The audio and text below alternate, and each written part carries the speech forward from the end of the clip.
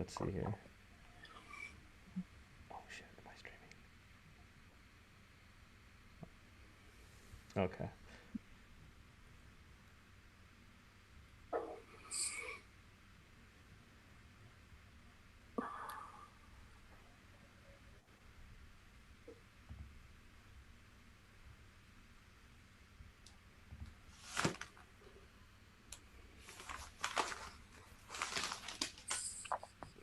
Good evening, boys and ghouls. You're listening to Where the Scary Things Are. We are in collaboration with ZC Emporium for B Movies and PromoteHorror.com. Follow us on Twitter and Facebook and all social media at Scary Things Pod, or just type in Where the Scary Things Are and you'll find us. Check out our website at WhereTheScaryThingsAre.com. I'm your host with the most, the one, the only Monster Mash Ken, and with me is the Queen of Fright, the Lady of the Night, Muse. What's going on, lady? How you doing? Pretty good. Trying to avoid the antrim over here. The antrim curse we seem to have. Yeah, it's always Yeah. behind the scenes stuff that goes on, and it's just like we all switch, except for Chris. Chris is cool as a cucumber in a bowl of hot Yeah, sauce. yeah, how No yeah, doubt.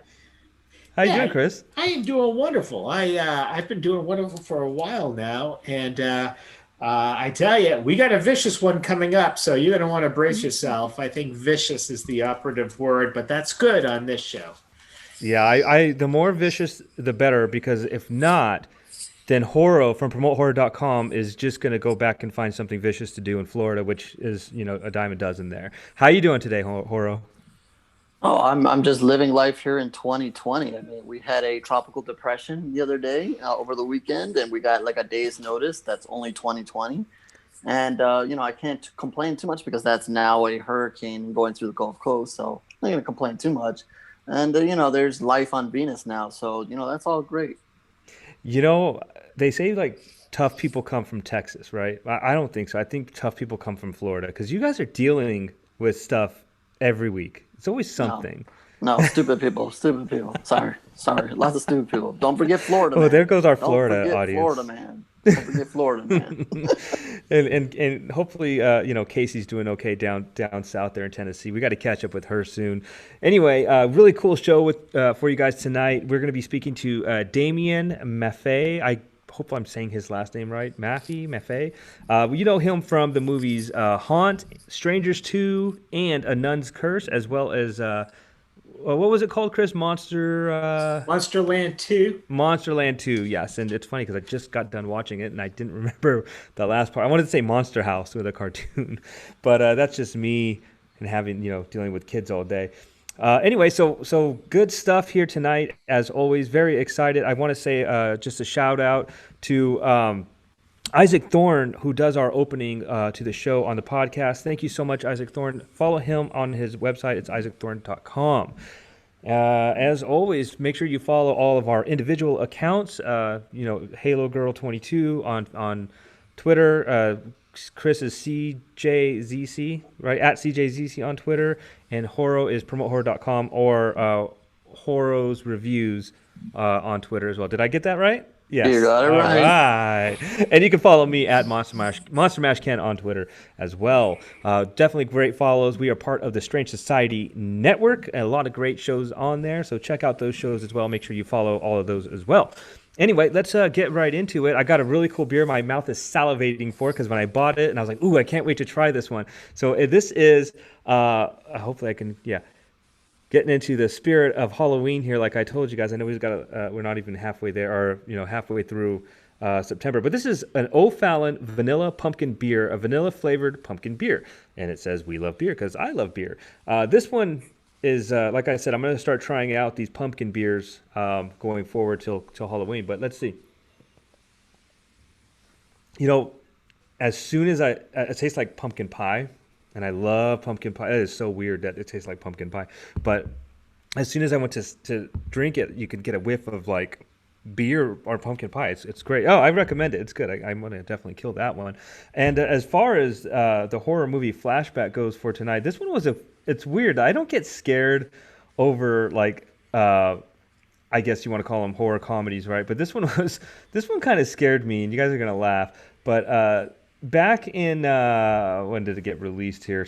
This date, well, not actually September 14th, so it was yesterday. But in 1990, a movie called Repossessed came out. This one was directed by Bob Logan. Linda Blair was in it. Leslie Nielsen, and I forgot the younger priest's name there. But anyway, Linda Blair, it's a big spoof of Exorcist, and she gets repossessed. And it's obviously any Leslie Nielsen movie that he's in besides Creepshow 1. He's always a character. But this one, I was just because I was so scared of Linda Blair and the original Exorcist that I couldn't see it again. And, there's some freaky scenes in there. But it's good humor. It's a lot of fun. Definitely go back and watch it. It's a good laugh. But yeah, I saw that. I was like, oh yeah, I remember that movie. And I remember they even played it on like TBS or some shit, and I still didn't want to watch it with all the stuff, toned down a little bit. So yeah, check out the pumpkin beer, O'Fallon Vanilla Pumpkin Beer, and go and watch yourself a funny movie, Repossessed, from 1990. And that is the horror movie flashback with the Fear of the Beer of the Week. Muse, let's get right into the Sinister Six. Okay, so we're talking. Well, I believe Chris is talking about The Strangers 2 this week. If not, well, I'm hoping, but we do have Damien Maffei in a little bit, who is in Strangers 2, and so I thought it would be good, kind of a cool idea to do some of my favorite home invasion horror movies, because that's kind of the theme here of the movie. So I'm gonna swing back around you guys like I usually do after I do my list here. There's gonna probably be some familiar titles here. I tried to mix it up a little bit. Like I said, I try not to kind of like say the same movies all the time, just to kind of keep it fresh for everybody. So it's not like, oh, Muse is talking about Poltergeist again or something like that. But so home invasion horror, this is probably one of those types of movies that really gets to me because it could really happen. Some of your horror movies are pretty supernatural, and I'm kind of like, okay, the likelihood of this happening is like slim to none. As much as some of the horror movies are pretty disturbing, you don't really expect them to happen like tomorrow or today. So home invasion horror is really disturbing to me. So this was an interesting list and kind of made me want to go back and watch some of these. I've seen all of them. So the first one is one of my favorite newer movies in the last 10 years, and that's You're Next. And so just to refresh you guys on this one, it centers on the Davisons, which are an upper class family. They're extremely wealthy, but they're also, estranged. I can kind of relate. Our family's not super close all the time. And, sometimes we don't see each other for a time, and then there's drama and all that fun stuff. But in an attempt to mend their broken family ties, Aubrey, who's played by the lovely Barbara Crampton, and Paul Davison decide to celebrate their wedding anniversary by inviting their 4 children and their children's significant others to their weekend estate. So the celebration gets off to a rocky start, but when crossbow-wielding assailants in animal masks suddenly attack, the Davisons must pull together or die. So for those of us that have seen this movie, this is just one of those films that you're not really sure what's going to happen, but it's just one of the most badass movies I've seen in a long time. I mean, the character of Erin is just one of my favorite newer final girls. I talk a lot about the 80s horror and things like that, which is like probably my favorite era for horror. But this Erin's a character here. She's just absolutely played by Sharni Vinson, the lovely Sharni Vinson. She's just one of those women that just leaves such an impression. And she just is, she has some of the best kills in this movie I've seen in forever. Just one of those movies that just gets your adrenaline pumping and you are just cheering by the end of this one. I absolutely loved it. I've seen it multiple times. Makes me want to watch it again. Just one of those home invasion movies where super satisfying in a lot of parts. I'm not going to ruin the ending about how it turns out or anything like that. But it's just one of those films that just leaves you just pumping your fist in the air going, yes, yes. So definitely number 1, You're Next. Number 2 is a horror movie I don't hear talked about a lot. And it's one I live tweeted with some really good friends, including Tracy, who is a friend of the show, some years ago. I think it's been a couple years ago, but it's called Hush. And basically, it is about a woman that's kind of like home alone. I believe she's deaf, and she's definitely trying to survive. There's an assailant on the outside trying to get in. It's just got one of those. It's really disturbing because a lot of the movie is from her perspective. So it's just really a disturbing film, and it just really keeps you on edge. It's kind of felt a lot like The Strangers to me, in the respect of you just were really tensed up the whole time and what was going to happen next. Just a really great underrated film. I don't see or talked about as much as some others I've seen recently. Definitely one of those underrated home invasion thrillers, but it's got a lot of great action in it as well, and a lot of just really tense moments, which are really keep you kind of like wondering what's going to happen next around every corner and things like that. And another one of those really adrenaline infused films. Definitely check that one out if you have not seen that. The next one is another film. And this one, I believe, is streaming on Tubi. I think it was on Netflix forever. It's called The Collector. And just to kind of refresh you guys on what this is about. It is about a man who's desperate for money to pay off a debt, and he targets a wealthy family's home and plans to break in and steal a valuable gem. He soon learns that he picked the wrong night to carry out his plans because a masked madman has gotten there first, imprisoned the family, and lined the mansion with deadly traps. This is one of those films. Also, great sequels to Collection. Definitely one of those films that just, again, kind of, just like the others, just really leaves you like gasping for air, like what's going to go on. It's pretty relentless. It's got some great creative kills. The traps are just amazing. Kind of like has that Saw feel, but kind of a little more spread out with some of the traps and things like that. So definitely one of those films that just leaves you just kind of like, oh my God, but just shows you don't break into people's homes. That's not going to go well. We've seen films like, Don't Breathe, and just don't break into people's homes. Just not a great idea, because you never know what you're walking into. I mean, we talk about being terrorized in our homes by people breaking in, but what about breaking into homes where, somebody's waiting for you that you do not want to mess with? And that's exactly what happens here. So, or maybe somebody got there before you, but definitely just not a great idea. So yeah. So moving on to my fourth film is Us. And this is one of those movies that Horo and I talked about a while ago when he was streaming his horror chat. And it's definitely one I've seen and really loved. This is another new favorite of mine. So just to kind of refresh you guys really fast. It centers on Adelaide Wilson, who's accompanied by her husband, son, and daughter.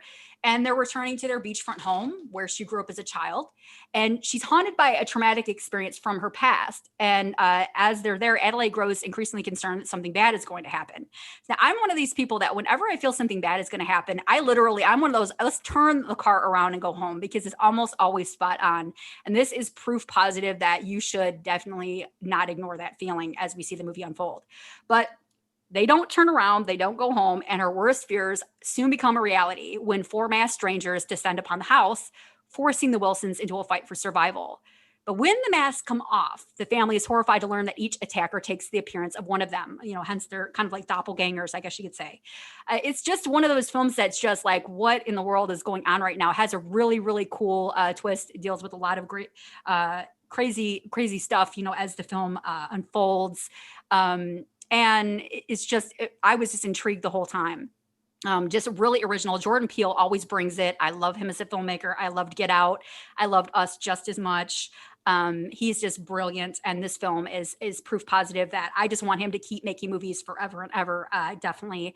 He's one of my favorite newer filmmakers. My fifth movie is Black Christmas. And we know this one. This is like 74 version. I'm more in favor of. I'm the R-rated kind of girl, and not to knock anybody who liked the remake, or I think it's remakes. I want to say there's 2 remakes that have been done, but I've not seen the newest remake. I saw the other one, and it just didn't really quite do it for me. But the 1974 version is R-rated. It's perfect, and it centers on Hawthorne College. And it's the holidays, and students are traveling home to spend time with their families and all that stuff. All the parents out there that have college-age kids know how that goes. But as Riley and her sorority sisters prepare to deck the halls with seasonal parties, I'm sorry, I pulled up the remake, but it is actually, this is not the one I want to talk about, but 74, I'm sorry, Antrim's getting me again. But the 74 version, it's basically the same story. But It does center on a group of girls that stay behind, and of course, things are going on as the evening progresses, and they are getting obscene phone calls as the evening wears on. It gets pretty creepy. The atmosphere in this one in the 74 is just absolutely just. Oh, it's so unsettling because there's nothing like thinking you're safe inside your own home and realizing you're not safe at all, because sometimes the killer's not on the inside. I mean, on the outside, he's on the inside. And that is exactly what's going on in this film. He's already inside the house, unfortunately. And, things just, start to escalate. And the deaths are so gruesome. I mean, we see a lot of horror movies where people are stabbed. There's lots of blood. But there is something about being suffocated by a plastic bag that is so disturbing to me. Just one of the worst. Whenever I see people start to suffocate each other with plastic bags in movies, horror or otherwise, I'm just like, oh my God, this death. It's one of those deaths that really gets to me. And this is how this particular psycho demented killer by the name of Billy kills his victims. And so you're not quite sure exactly what Billy's motives are for most of the movie. And that's kind of a lot of what you're trying to figure out, but it's got a lot of great suspense. And it's just, like I said, the kills just really get to me. It's just one of those movies that just gets underneath your skin. So definitely Black Christmas from 1974. And not to knock the 2019 version, but I'm going to stick with the original on this one. And speaking of remakes or, originals, that leads me to my last home invasion movie, which is Funny Games. Now, I saw the remake from, I believe it was 2007. And actually the same director remade the one from 1997. I think his name is Michael Haneke. I'm not sure if I'm saying his name right. But I saw the remake, and I have been told by numerous people to watch the original because actually it's a bit more brutal. And I thought the remake was brutal. I actually watched this before bed, which was a huge mistake. This is not the movie to watch before bed, guys. But I saw the remake, so I'm gonna talk about that one. But I definitely would encourage everybody to go watch the original 1997 version by the same director, by the way. But Funny Games is the one I saw was the 2007, and it is a psychological thriller written and directed by Michael Haneke, an Austrian filmmaker. And this is a remake of his 1997 film of the same name, starring Tim Roth and Michael Pitt. And basically it centers on a family that is staying the summer, I believe, at a house. And these neighbor boys kind of come over, it's a very well-to-do area. And they seem like very nice gentlemen, and seem kind of pushy, but okay for the most part. Things slowly go off the track here, though. Things start to seem off about these two teenagers, and pretty soon they're terrorizing the family in their home, and it just gets really, really crazy. It's an extremely brutal movie. Like I said, I've been told the 1997 version is way more disturbing, so I have to go back and watch that one. I do love to be disturbed, but the 2007 actually I thought was quite disturbing. So I thought it was good, but I definitely also recommend going back to see the original. So that is my list for home invasion horror. So I'm going to swing around to Chris this time to start and ask him, what are those home invasion horrors that really stuck out to you, that really got to you? The movie that comes right to mind usually isn't put in the category of home invasion horror, but it is, if you think about it. I'm thinking about not only the Sarah Butler version, but the Camille Keaton version of I Spit on Your Grave. She's alone in the house, writing in her journal, ethereal thoughts, trying to find herself, expressing herself poetically, and the brutes march right in with their hormones going, and it goes downhill from there. That's the one that comes immediately to mind. And both of them, I think, are really, really good. It's hard to pick which one I like the best. I don't consider the second one a remake. There was enough difference about it. And I think Sarah Butler's persona was a lot different than Camille Keaton's persona. I think Camille Keaton was portrayed as maybe somebody a little bit more innocent, somebody a little bit more pure, where Sarah Butler might have been somebody who was maybe a little less pristine, but still is sympathetic. And of course, the tables will eventually turn on the invaders in this movie. And I know there's like 3 or 4 more, and I just can't remember the titles. It'll come to me as soon as we sign off tonight. but that's the one that comes immediately to mind. I agree with you completely. I almost chose I Spit on Your Grave because I kind of felt the same way as you did. She is in her home, where she's staying as where she comes out to stay. She's definitely alone. I think it fits all the categories. She's completely terrorized. A great film, brutal movie. But I agree with you. I don't feel like the remake. It felt like a remake. It did have a lot of significant differences, and I totally agree on the lead actress. Her whole vibe was different. They were both great, but just kind of like different ways of portraying a similar character. But yeah, I love that choice. I almost chose it, so I love that. Great minds think alike there. So okay, I'm gonna swing over to Horo and ask him what some of his favorites are. Oh, you did a good job. Mentioned a few. Don't Breathe is a newer one, really good. We look forward to part two. Us, of course. I feel like I've mentioned these before, but The Owners, which is a recent release featuring an elderly couple at home, kind of reflects on, to me, People Under the Stairs has that kind of vibe to it. Different thing going on in this house, but definitely some crazy people have been there. One I mentioned last week for the sake of Vicious, just vicious movie. We were speaking about Vicious earlier. All out fighting in this one, definitely home invasion all the way. And Becky, another one that I like recently this year, more of a cabin in the woods kind of thing, but an invasion there. And I guess we want to go back a little bit ways. Check out the French thriller Inside. Pregnant woman inside, and someone comes to knock on the door there, and it gets crazy and bloody there. So some new ones and some old ones there. I love the Becky choice. I forgot about that movie. I loved that movie. That was a lot. That was an excellent movie. One of those movies. Definitely go watch that. Everybody rent that one on demand. If you have not seen that one. Inside, I was looking at. I'm afraid of that movie. Oh, it's going to take me some guts to watch that one. That is a brutal movie. I was reading the synopsis for that. And I'm gonna watch it because I am gonna do it. It's like Martyrs. It's on my most disturbing film list for sure. But those are some great choices. I love how you always bring like the movies the newer movies, the indie horrors, or some of the newer films, that maybe some people may have missed, because we really need to get out there and support indie horror, because it's some great stuff out there. I know we all complain about remakes and stuff like that, but there's so much great indie horror, and it's out there, guys. I'm telling you, it's fantastic. So I love your choices. Okay, Monster Mash Ken, what do you got? I'm actually okay. So I got to apologize because as you were rambling on there, I was doing the production stuff. So I'm hoping you didn't say any of these in the first couple ones that you said. But When a Stranger Calls, did you get that one? No, I did not. I was looking at that one. Come on. Hey, you know what? I know you can, and I know what you're going to say. I actually thought Chris was going to say that. Actually, I did too. Actually, it's a classic. Yeah. That's a classic. Okay, so there's that one. Of those one. Staples.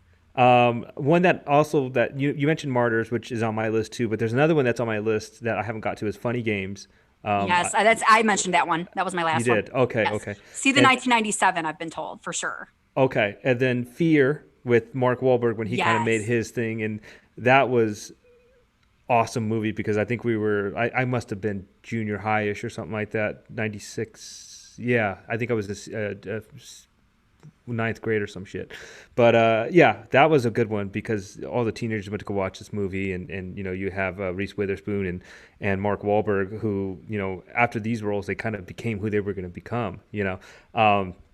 Another one that I remember watching, and I didn't watch the original with Gregory Peck, but Cape Fear with De Niro. Yes. De Niro, that was probably one of my favorite roles that he's ever done because he was terrifying when you bit the woman's face off and or not her face off, but took a good chunk out. Panic Room was another one with Jodie Foster. I mean, that wasn't really scary, but it was I still, thought that was quite disturbing because, like I said, it was disturbing. It was. Nobody wants to be terrorized in their own home. That's supposed to be your sanctuary. It's right. disturbing for sure. And the last one that I thought of was Sam Jackson in Lakeview Terrace. It's not necessarily like there were some scenes there, but he just gets in there it's so unnerving, and he's this cop. You can't do anything because you feel helpless. You know, you can't do Yeah. anything about it. But yeah, that's a really good category, and there's so many great films because you said it. What you just said right now, like your home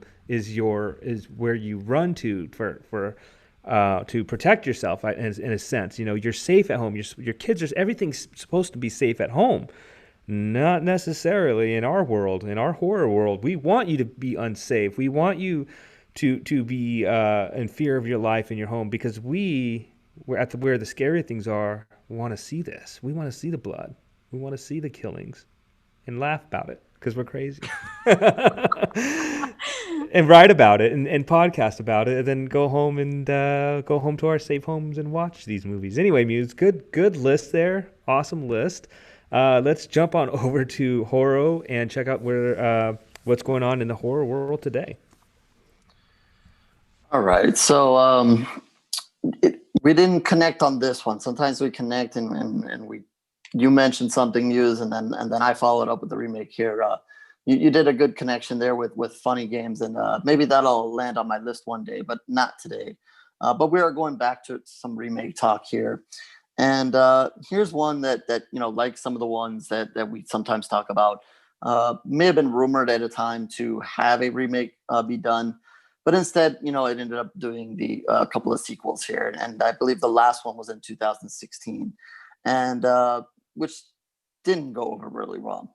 But I'll let you judge once I say the name, and I'm really talking about the 1979 Phantasm. Uh, a lot of times we kind of, as horror fans, we come out and we say, oh, the Freddys, the Jasons, the Michaels, Penheads, and that list. And somehow the tall man kind of gets lost in the conversation there. But if you do put out the tall man and, mention it anywhere, there's a buzz. Everybody knows who he is and wants to talk about it. And it's kind of has that same light to it, just doesn't get talked about as much. And that might be one of the reasons why it has not been remade. We had to instead suffer through really bad sequels there, at least the last couple. Don't know if anybody out there saw that, but that was a little bit rough. But let's focus on the original and where everything starts here. For those who don't know, this is a very strange series, and basically follows a teenager, Mike, or a young kid, and he stumbles upon a funeral home where he sees the director there basically stealing bodies, doing stuff weird, not all things kosher going on here, and he falls into the trap here of getting the attention of the tall man who is running this place. And basically it's a back and forth, and he's trying to figure out what he's doing but stay safe, and the tall man basically decides it's going to be his mission to transform him into one of his zombie dwarves as well. Again, this one features Mike. He's a teenager. He's got his friend Jody, and definitely, everybody's friend, the ice cream man, Reggie. Definitely a standout character, and to no fault of his own, he tried, a lot of the late sequels, kind of focused on his character more. And he tried, it was an effort, but just wasn't able to really pull it out. Again, I don't think it was all his fault. But again, this is a hard remake. First of all, because of the usual reason. Can you replace Angus Scrimm, who played the tall man? Probably not. He's very iconic in his look and the way he sounded. There was nothing like when he said "boy," and that is my really weak impersonation of him. But just when he did that, it was just awesome. The only, I mentioned it last week when we were talking about some of the films I saw, Fantasia, and Clancy Brown's performance in that movie. And for some reason, in that movie kind of has the same kind of theme. He is inside this mortuary. And I didn't think about it until I started writing this. I said, if there was going to be a replacement for the tall man, look at him in the mortuary collection and kind of see maybe he would fit that bill. Maybe not as scary looking, but I think you could maybe roll with it. But that's only because it's fresh in my mind. It's the only attempt there. But again, here we don't have a character who has a mask, so you do have to replace him, and that's a tough thing to do. So that's problem number one if you try to make a remake here. Really, I think the second problem here is that it's just a strange. To me, it's always been a strange story. I don't know if everybody else just got what was going on here and was all good with it. There's these dwarves that he's making. He's trying to maybe take over the world. There's maybe some other dimension going on here. The more the whole series goes on, it's just a lot of weird things happening here. So if you were to do a remake, if you got to do one or two things. I think you either got to play it very close to the vest and do one of those very straight, almost not scene for scene, but just, stick to the story, like stick to almost the same things, and kind of just follow the way and try not to get lost in all the craziness. Or, I mean, you can take a risk and try to explain things, but I don't know if you want to do that. Again, this is a weird universe. But if you want to try to give a bigger reason, maybe take us more into these zombie dwarves and what is really happening there. Maybe take us into a time before. Maybe we have a good beginning where we have a time before and we see what the tall man was doing prior to his run-in with Mike, and examine that, or just give us a better explanation of what in the hell is really, really happening here. They give you little wrinkles here and there and along the way if you watch the entire series. But again, to me, one of the reasons why I remember it, besides the tall man and besides the spheres, which I'm going to talk about in a second, it's just how weird it is. It's just strange. You got a Freddy Krueger, you can follow what he's doing. You got Pinhead, which gets a little out there, but you can still follow what he's doing.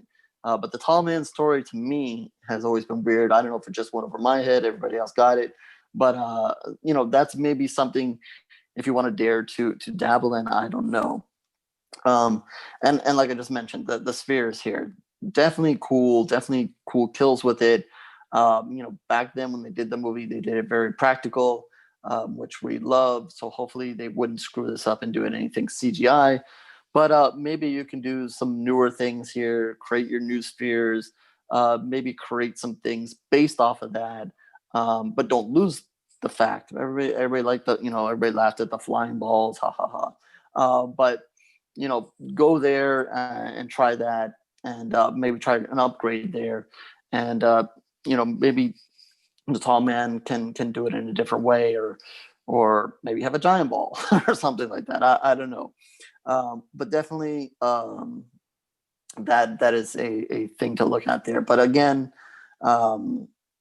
I don't know. I really don't know where to go with this, but I think that because this is a cult classic, I think it will always be on the minds of people to remake. But I think that this one will, at the end of the day, prove to be a hard one to do. So those are my thoughts on this and this film and the possibilities of a remake in the future. I'm going to swing over to again, copy and go to Chris first, because I'm going to assume he saw this, and hopefully he did, and see what his thoughts on the Tall Man, the series, and maybe a remake one day. Yeah, it is a classic. I wholeheartedly agree with your summation of couple of interesting things about Phantasm. Is if you mention it today, half the people who have seen it, you got the Tall Man, you got this alternate universe, you got the ending where the little kids grabbed and brought and abducted. A lot of people in horror will tell you that was a real Dodge Hemi they blew up. That wasn't special effects. That was a beautiful Dodge they blew, and they really did. They had this beautiful muscle Dodge thing, and they just blew it up. But because it's such a classic, I do not believe they should remake it. As far as TV shows go, that's minor league. That's double A. Instead of watching the Red Sox Yankees, you're watching Pawtucket versus Columbus. It's just not going to gear any interest in me and a lot of people like me. Interestingly enough, to share a personal note about Phantasm, a couple of years ago when my mom died, I had to take care of everything. And so I go to the funeral home, meet the real nice funeral home director, great guy. And it comes that time that you walk into the room of caskets.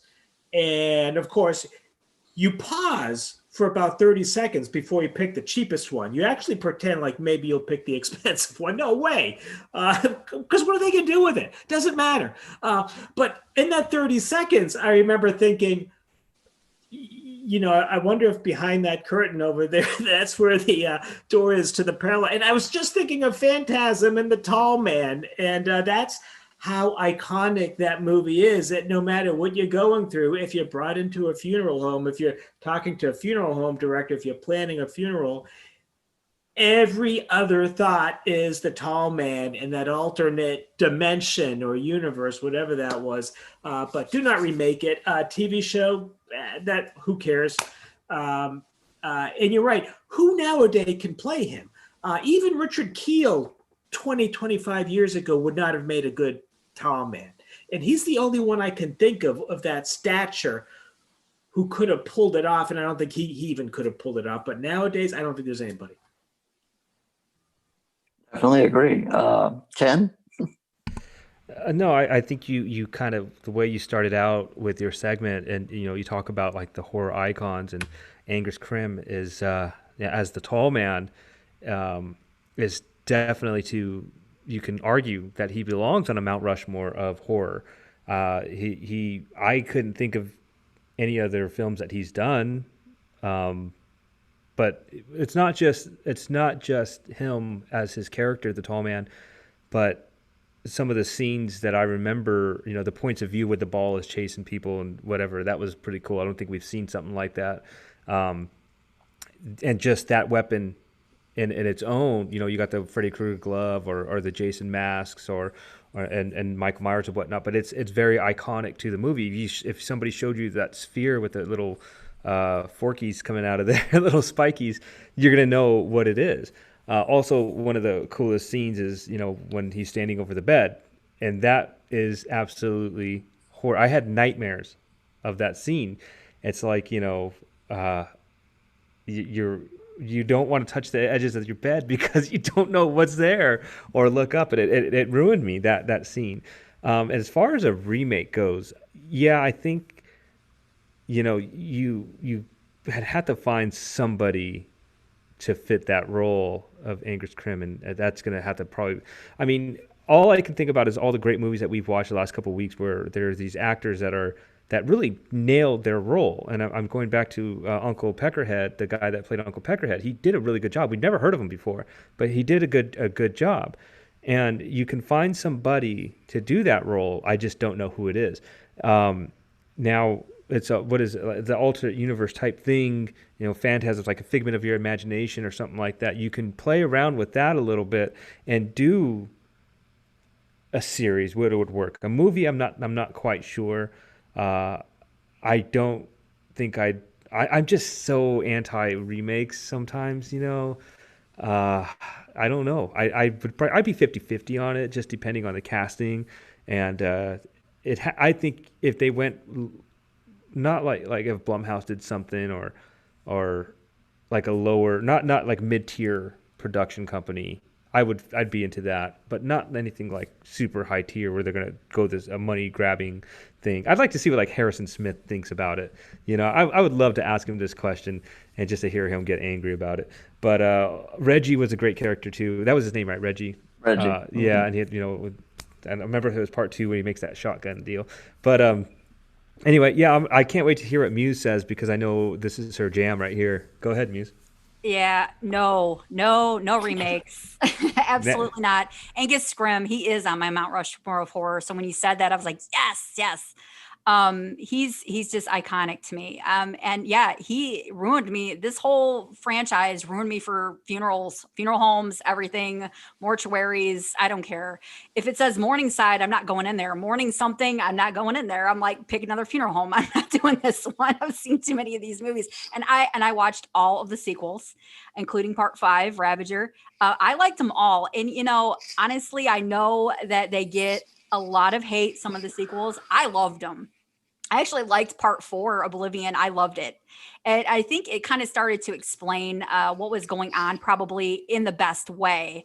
We're kind of left in the dark with a lot of things about the origins of the tall man and things like that for most of the series. And part 5 is just all over the place. I mean, I'm not knocking it, but it's just absolutely goes back to just one big mind fuck, which is why I love Phantasm.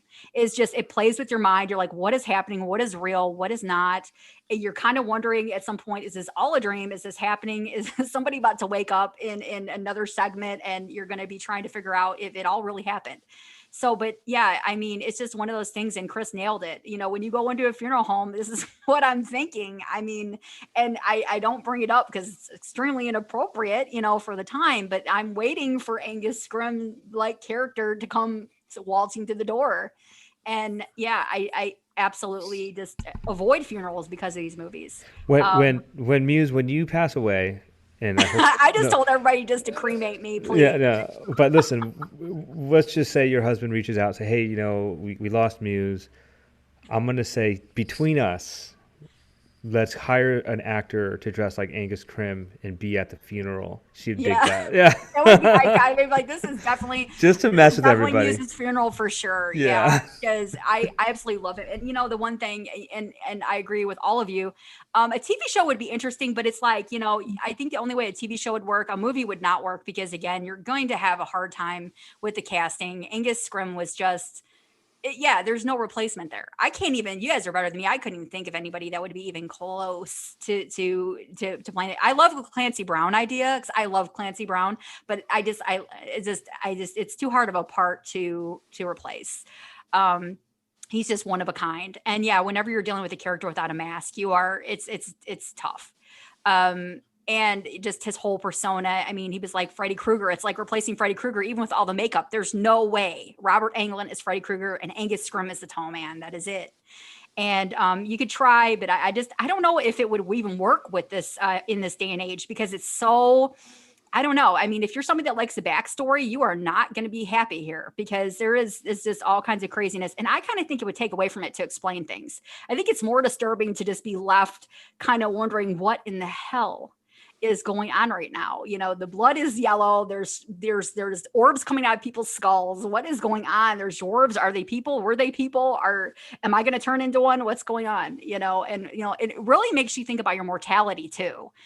You know, you're like, I don't want to die. I don't want to be a dwarf, please. I just want to live till I'm 100. But you know, it really makes you start to think about the afterlife too, which is even more disturbing, because if it's like this, you know, because Angus Scrimm makes a comment that when you die, he goes, "You come to me when you die," and you're like, no. I'm good. I'm good on all that.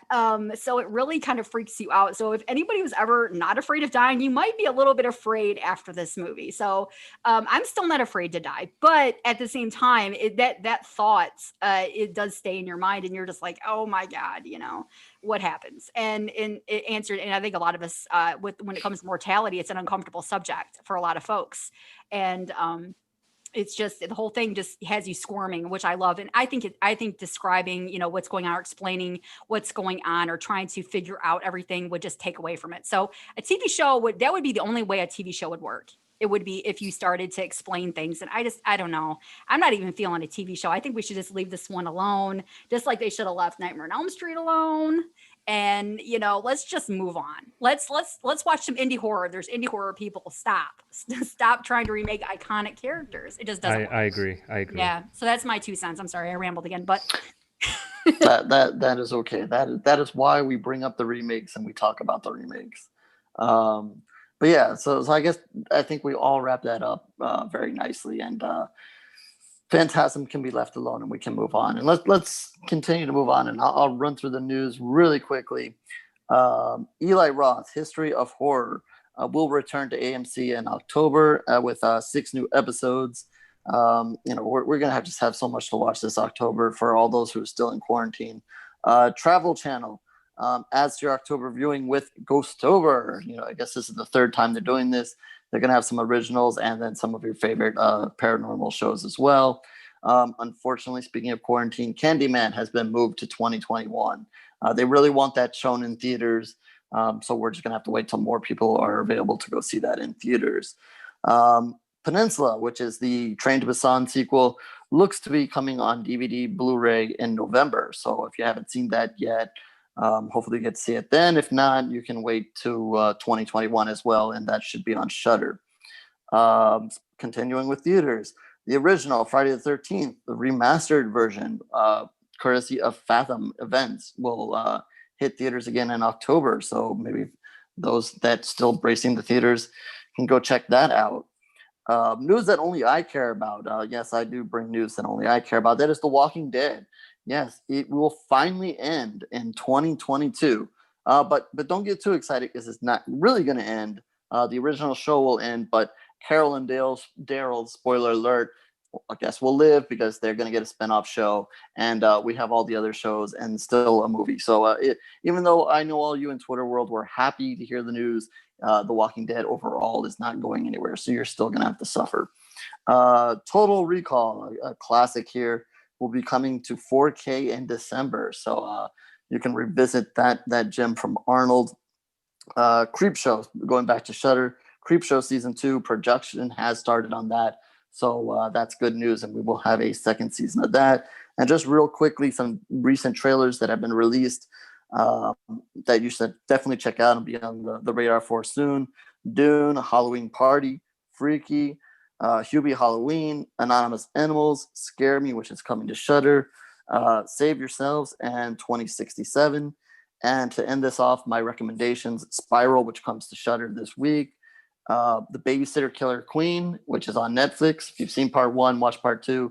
I didn't think it was as good, but still enjoyable enough. And The Honeymoon Phase, which you can catch on demand. And that is it. Yeah, that movie Freaky. Oh, I can't wait. I can't wait for that one. Normally I'm like, big celebrities in there. I'm a big Vince Vaughn fan. Movie just looks good. Like, it just looks like it's going to be a fun, enjoyable movie. You mentioned the Dune trailer. Oh man, I'm all in on that one. That movie, it's like the original. Oh God, what is it, like 3.5 hours long or something like that? And I've watched it a few times, but at different phases of it. But I thoroughly have enjoyed it. Yeah, good stuff overall, man. I'm excited for what's to come, especially with October coming around the corner here. I know we're going to get a lot more horror movies on Shudder and our streaming services. Personally, I really like Amazon Prime. I think they've got some good movies on there as far as selection for horror movies, and not just horror movies, but action films that I like too. Anyway, so that is the Promote Horror Rundown with Horror. We're going to get right into our movie review of the night with Chris the Creature ZC. Hey guys, don't mute yourselves yet. I got a serious question for you. And Muse is going to know where I'm coming from. If I went on TikTok and did my rendition of Total Eclipse of the Heart, do you think my position as one of the nation's top influencers would decrease or increase? Increase. I love that song. Yeah, isn't that a great song? I was like, so messed up they're playing this. I was singing it too. And you know something? I'm never going to listen to this song again the same way after seeing Strangers. It's not Strangers 2, mind you. It is The Strangers. Prey at Night, Prey at Night. Brutal, vicious. It's funny. You say The Strangers, and people who have seen it have one or two reactions, and they're both right. One is, oh, amazing. This is horror. This is the scary stuff. This is a great horror movie. And the other one is, and they're right too, I spent 86 minutes watching. What's the point? Why am I here? Now, you can't reconcile those points. So what most people are going to want from this review is, which side is going to be happy with Strangers Prey at Night? The answer is, well, somewhere in the middle. And I won't reveal the ending, but I tell you, if you're aficionado of the classic horror movies, you are going to eat up the ending, and I won't even give it away. I'll just mention 3 words, and I'm not even going to mention them, because I tell you, all of a sudden, you've got this thing from a modern horror movie mixed with one of the classics, and it fits. It fits real well. Now, the plot of Strangers, and interestingly enough, and I don't know if Strangers is a franchise or is on the way of being a franchise. I suspect there's going to be a 3rd, 4th, and 5th one. And maybe you guys can help me. Is this the 3rd one or the 2nd one? It is the second one. Okay. There was much talk about a sequel after the first one for good reason. There are a couple of different endings. One of the endings goes on another 90 seconds, and in it, it suggests that the woman, the girlfriend, might have survived. Which brought on a lot of talk as if there is a sequel. Was it Liv Tyler? Would she be in it? I don't think she was interested in being in one, so that sort of took care of itself. But then there was talk she'd have a cameo role in it, but instead we get many years later, I think movie's almost 2 years old, and made 2 years ago, Strangers Pray at Night. This will be a good segue when we talk to Damien in just a few minutes. The story is a heartbreaking one from the beginning. It's a nice family, what should be a nice family. I think they're in Colorado. The movie was filmed in Kentucky. But they should be a nice family. There's some strife going on. The daughter has made some bad decisions. The daughter has gotten in with some bad friends. The grades have gone kaput, and they want to send mom and dad. And I tell you, this is heartbreaking. Mom is played by Christine Hendricks, and dad is played by a hunk. You gals are going to love this guy, Martin Henderson. You're going to love him. But he plays dad. And the brother, Luke, is played by Lewis Pullman. Another hunk for you younger ladies out there. But the real star of this movie is the problem daughters being sent off to boarding school. Hence, the family goes on the road. Bailey Madison. I think you guys have seen her and stuff before. She plays Kinsey, the daughter. And she's a pot smoker. She's probably even having premarital sex with somebody, too. I'm sure she is. But they're going to send her away to a boarding school because they're scared to death at the decision she's making. And so they go, and the family goes to move her in, and they stop overnight at a trailer park where their uncle and aunt live. They're dead. They're long gone. They're butchered. That's the opening scene. Very sad. But they get there, and right away it starts. You know what I mean? The three masked figures appear. And guys, do what Ken does. When somebody rings your doorbell, just blow them away. Don't ask questions. Don't ask who it is. Just blow them away. Hide the body in the back. Pull a Monster Mash Ken, and don't even wait. Because if they're ringing your doorbell after dark, it's not going to be good. If they're not invited and your doorbell rings, it's not going to be good. Yes, they might come in and kill you. Hence the warning before the movie starts. This movie is based on actual events. It is. It happens every day. Read the newspaper. Do not open your door. Or if you do, have a shotgun and just open it while you're firing it. You don't even want to mess with it. And unfortunately, Christine Hendricks and this Henderson guy, they don't have a shotgun. So it starts. A little girl answers the door. Is Tamara there? She's got that ghostly look. You know, she does not looking for Tamara. And she comes back later. Is Tamara there? Haunting images of a trailer park at night. It's deserted. It's after Labor Day. It's like a ghost town. And then from haunting images and innuendo, you get a vicious, the first death, the first kill. It's a bloody scene. It's a heartbreaking scene. It's a scene that surprises you. It's a scene that says, they killed her off right away. What they kill her off? All right, maybe that's a spoiler, but you're going to look at, and you realize you're in for something very similar in nature to Strangers in the brutality of it. Now, this could be a tale of redemption. No spoilers. This could be a tale of a young lady finding herself. Bailey, who's juvenile delinquent, to put an understatement on it. She is given the opportunity to man up. Will she? Who knows? Luke, too. Luke's, I think he's her older brother who's going to college next year. And he's going to be asked to do a lot. And they're both going to have to do it when they're terrified. And there's a good reason why they're terrified, because they got these knife-wielding maniacs. Damien is the big guy, and they got two women with them too. And These guys, they're unconscious. Same deal. Why are you doing it? Because you're here. Because what else are we going to do? Why not? People think like that. When you go to Costco and you're standing in line, either the guy in front of you or the guy behind you is one of those guys because you're here, because we can. Maybe a long time ago, this was just 1% of the population. This is now 33% of the population. So, yes, this is based on actual events. And the chases through this abandoned trailer park, the phone lines are cut, cell phones are gone, all that is happening, and these guys are vicious, and the whole movie is dark. And you're about to say, I hate it when they do this. You can't see anything, but you see enough.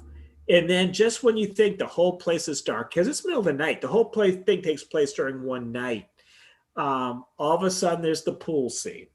And it is one of the most surreal change of pace, potential turnaround in the movie is the pool scene. And it is the way it's shot, the Bonnie Tyler blaring in the background. It seems to be so out of place, and it seems to be so in place because the horror you have just seen follows you into what should be a haven, light, something playful. Doesn't happen. It's going to be a vicious, vicious scene. Now, I'm not going to go into the ending. I will tell you, it's a different ending from the first one. Maybe some of you will say, no, it's not. Maybe some of you say, yes, it is. And maybe some of you say, wait, I saw that ending and not going to say it. But if you love classic horror, you're going to smile at maybe the last 14 or 15 minutes of this movie. And I got to warn you, you think the ending has happened, and you look down if you're streaming, and you see there's still 9 minutes left. You say, oh no, what's going to happen? It's one of those things, it's going to last. But I tell you, I have a couple of questions for Damien about this movie, and I think these are important questions we're going to ask him because he does a great job. And what does an actor need? An actor needs a face. He needs facial expressions. He needs words. Or does he? If you read any textbooks on communication that date back decades, they're going to tell you that 80% of communication is non-spoken.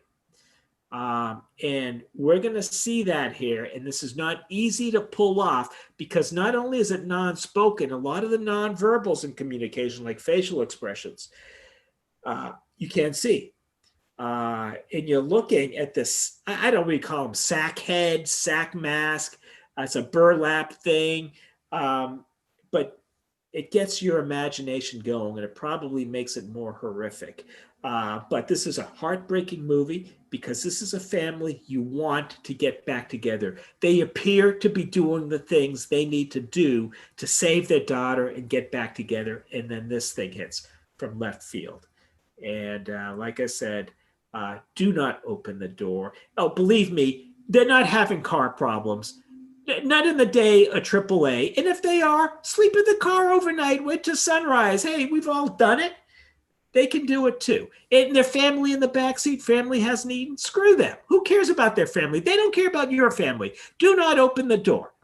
Unless you're Ken, just open it firing that shotgun.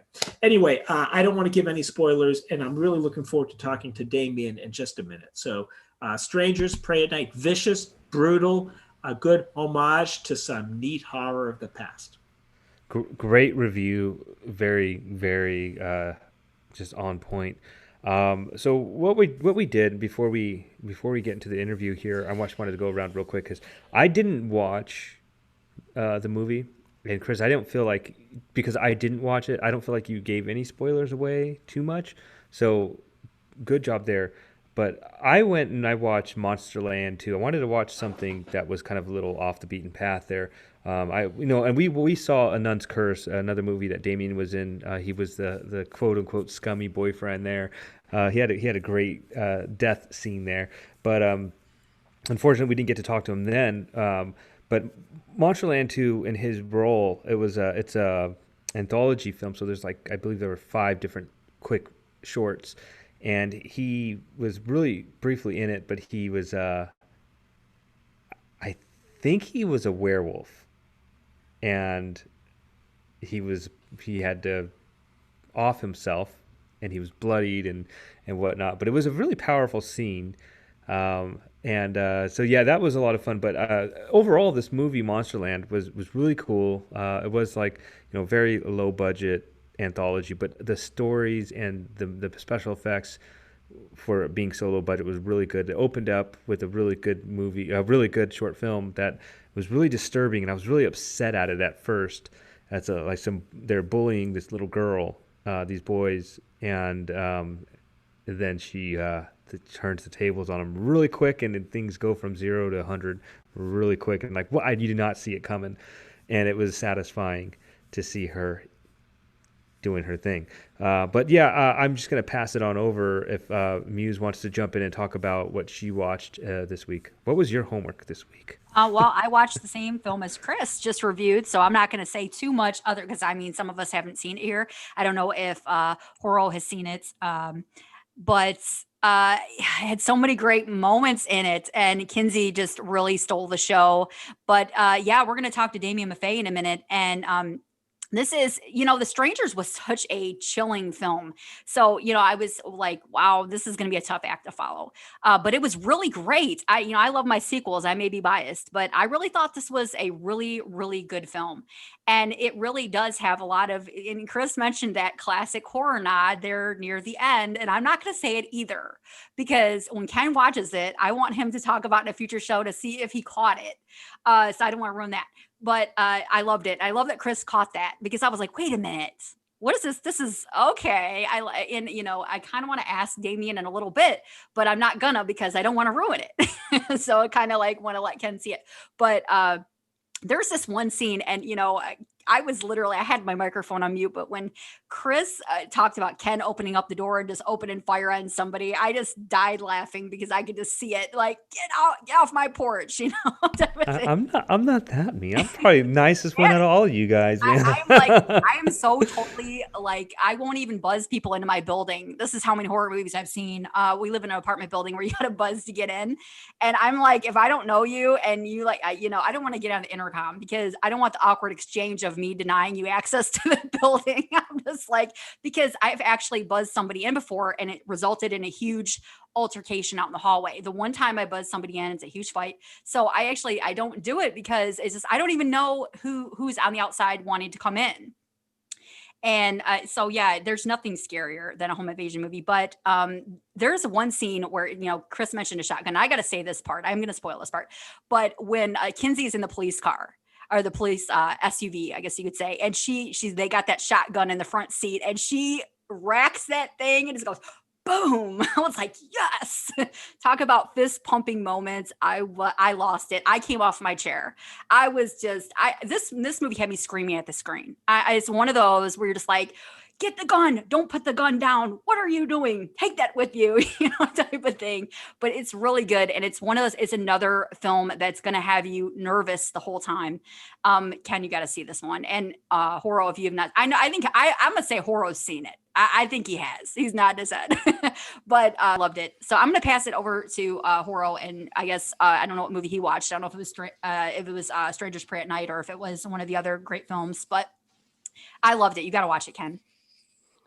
Well, as you can tell from my shirt, I did see the movie, and I saw it. I didn't watch it again for this, but I did see the movie. As you all know, I'm a huge fan of The Strangers. But I'll just mention, you guys mentioned a lot of points here. There's one scene that I also like is when it has Damien in it, is when he comes and sits down in the truck next to the guy. That was a pretty crazy scene there.